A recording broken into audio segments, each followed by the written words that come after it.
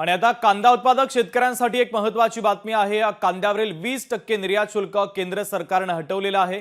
1 April पासून कांद्यावर निर्यात शुल्क नाही। केंद्र सरकारने कांदा उत्पादक शेतकऱ्यांसाठी महत्त्वाचा निर्णय घेत शेतकऱ्यांना मोठा दिलासा दिलेला आहे।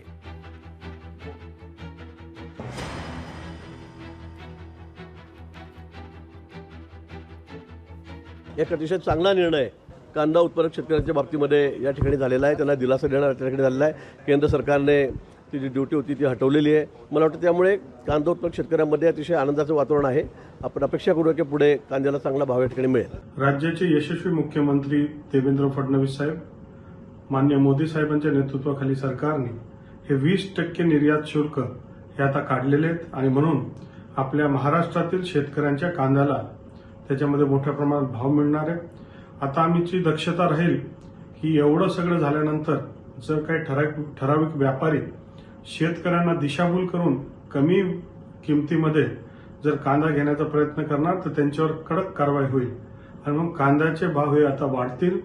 आमचा कांदा देशभरामध्ये महाराष्ट्राचा कांदा पोहोचेल। देशामध्येच नव्हे तर विश्वभरामध्ये आमच्या महाराष्ट्राच्या नाशिकच्या कांद्याची मागणी आहे आणि सगळीकडे आता तो पोहोचणार आहे। मोठ्या प्रमाणात त्याचं निर्यात होणार आहे। दरम्यान देवेंद्र फडणवीसांनी या संदर्भात एक पोस्ट करत माहिती दिलेली आहे। त्यांनी काय माहिती दिली आपण पाहूयात। केंद्र सरकारने कांद्यावरील 20% निर्यात कर पूर्णतः मागे घेण्याचा निर्णय घेतलेला आहे। 1 एप्रिल 2025 पासून या निर्णयाची अंमलबजावणी होईल। लासलगाव पिंपळगाव येथून मोठ्या प्रमाणात कांद्याची आवक होत असून या निर्णयामुळे महाराष्ट्रातील कांदा उत्पादकांना मोठा दिलासा मिळणार आहे असं फडणवीसांनी म्हटलंय। तर कांदा उत्पादकांना मोठा दिलासा दिल्याबद्दल त्यांनी नरेंद्र मोदी आणि अमित शहा यांचे आभार देखील मानलेले आहेत।